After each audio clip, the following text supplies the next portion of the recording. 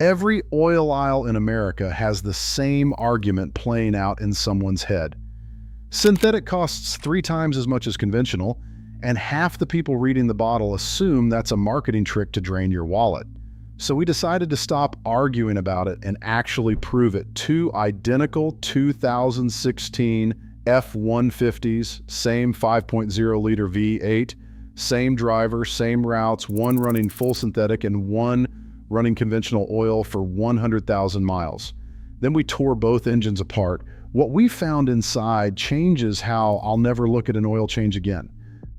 Let me set up exactly how we did this so you know the results are legitimate and not just a couple of guys guessing. We sourced 2016 F-150s with the 5.0-liter Coyote V8, both with under 5,000 miles on them at the start, both from the same dealer batch, both with the same 3.55 rear axle ratio and four-wheel drive configuration. We wanted the variables between these trucks to be as close to zero as mechanically possible. One truck got full synthetic 5W20 oil changed every 7,500 miles, which is right in line with what most synthetic oil manufacturers recommend for normal driving conditions. The other truck got conventional 5W20 oil changed every 3,000 miles, which is the traditional interval that conventional oil has run on for decades. Both trucks were driven by the same rotation of drivers, logged the same mix of highway and city miles, roughly 60% highway and 40% city, and both trucks towed the same equipment trailer on alternating weekends to keep the workload identical. We documented every oil change, every fluid sample, and every inspection along the way, and at 100,000 miles, we pulled both engines and sent them to an independent machine shop for teardown and measurement. The first checkpoint came at 25,000 miles, and honestly, at this stage, there wasn't much separating the two trucks in terms of how they drove. Both ran smooth, both started instantly in cold weather, and neither one had thrown a check engine light. But when we pulled oil samples and sent them out for lab analysis, the differences were already showing up on paper, even if you couldn't feel them behind the wheel. The conventional oil truck showed higher levels of viscosity breakdown at the 3,000 mile mark right before each change, meaning the oil was already thinning out under heat and losing some of its film strength toward the end of each interval. The synthetic oil truck, even out to 7,500 miles, held its viscosity far more consistently. Synthetic base oils are engineered at the molecular level rather than refined from crude in a less controlled process.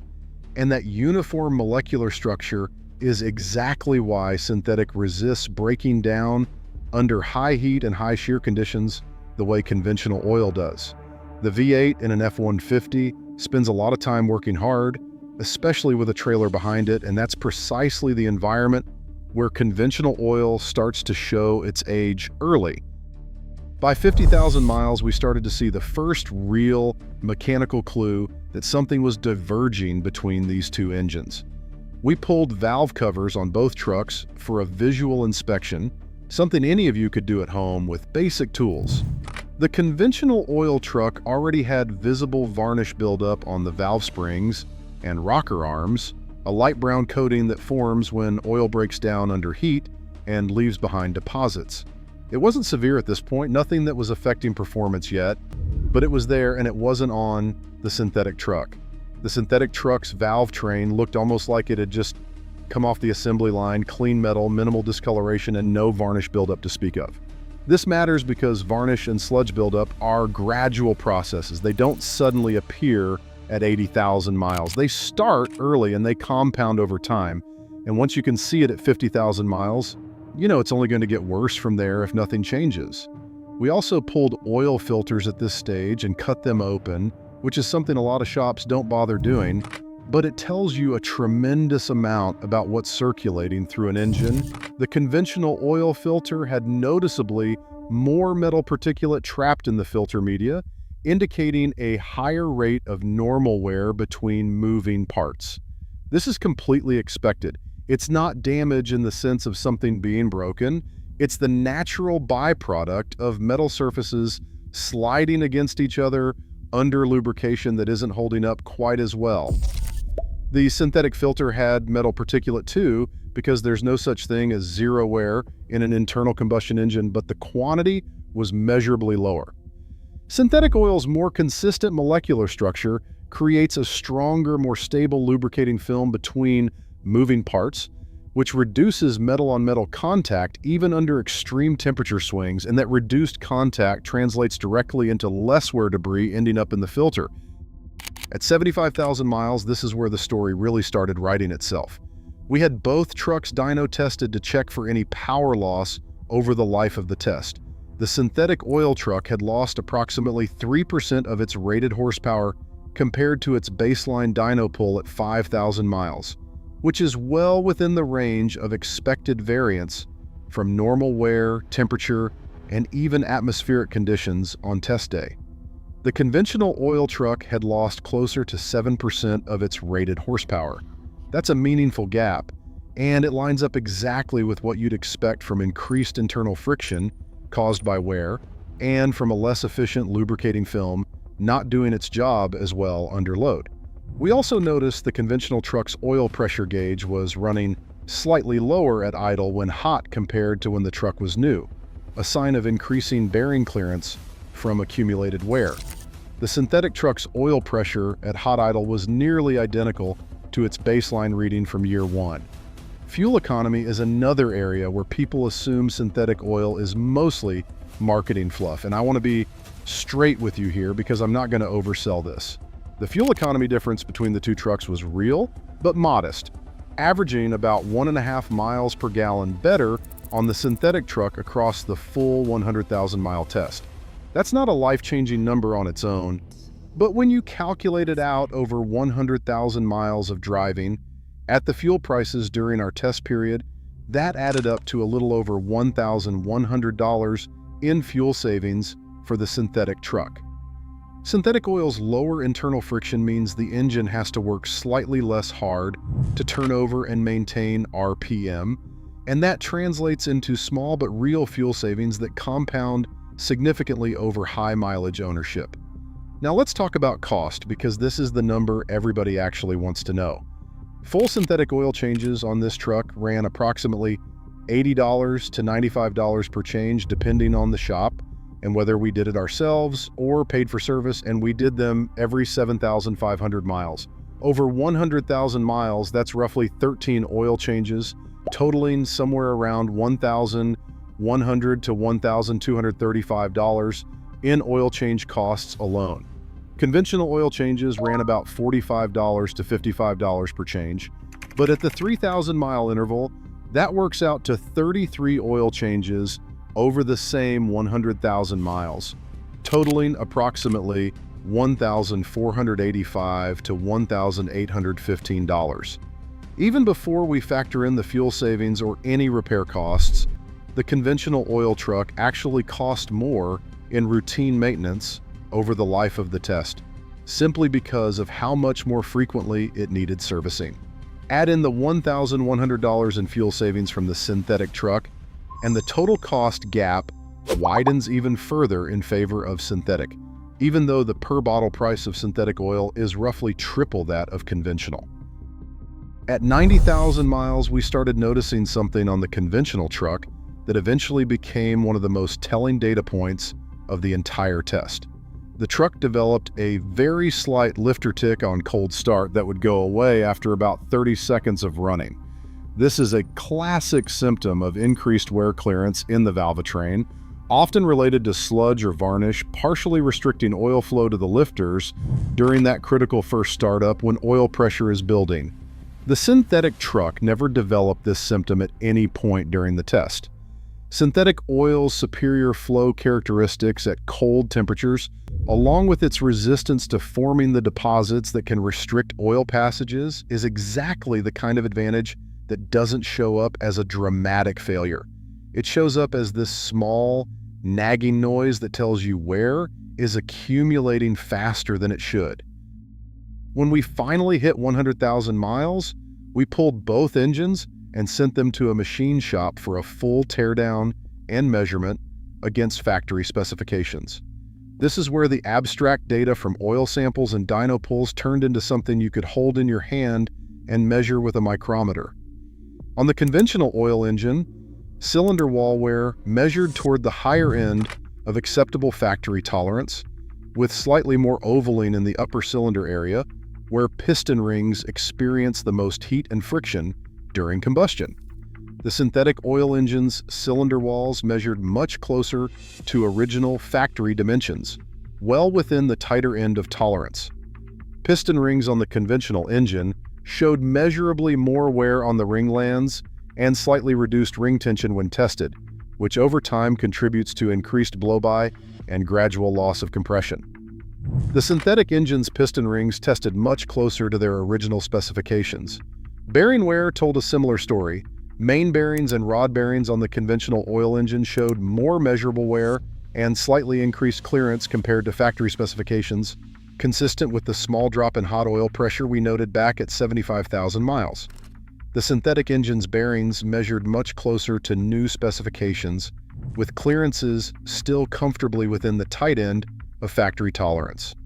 The camshaft and valvetrain findings matched what we had visually observed back at 50,000 miles.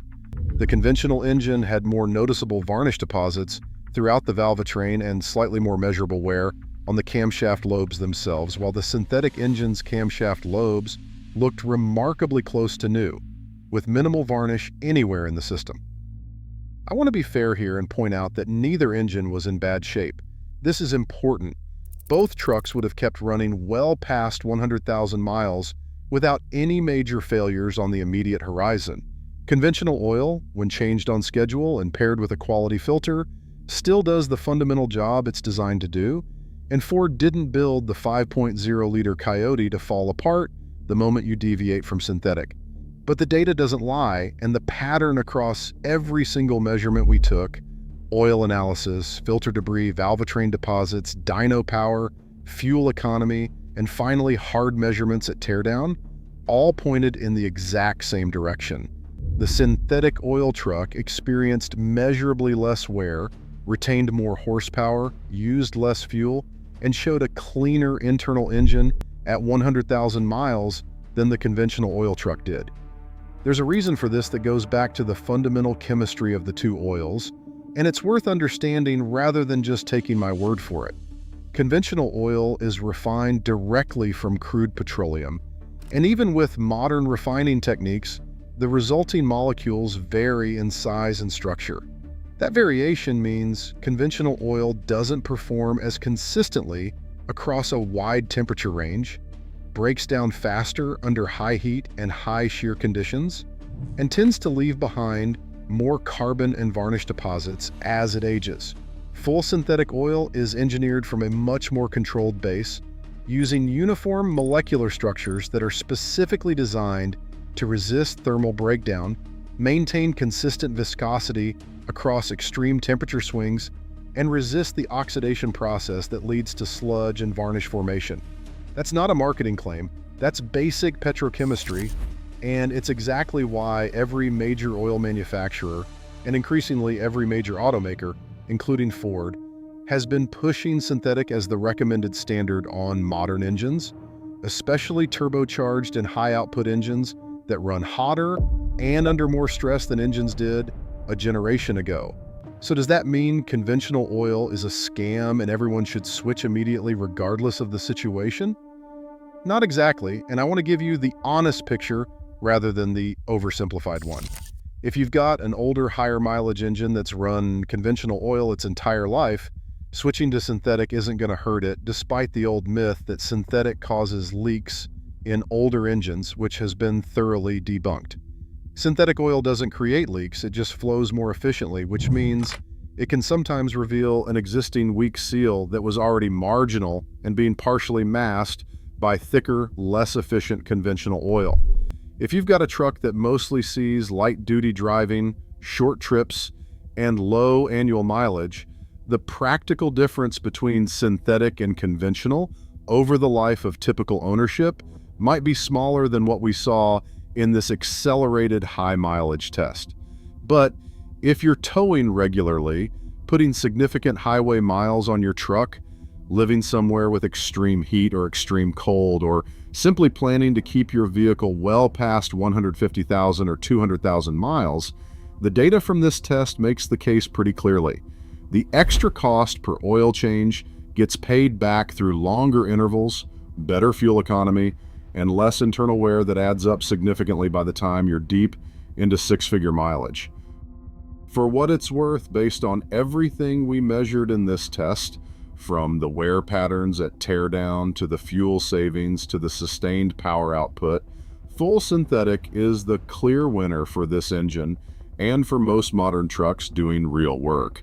The conventional oil truck was not a disaster by any means, but it was measurably behind in every single category we tracked over 100,000 miles, and those small differences compound significantly the longer you own the vehicle. If you are the kind of owner who keeps a truck for the long haul and wants to protect that investment, the extra money spent on synthetic oil is not really an extra expense at all. Based on what we found here, it is closer to an investment that pays for itself and then some by the time you are rolling into six figures on the odometer.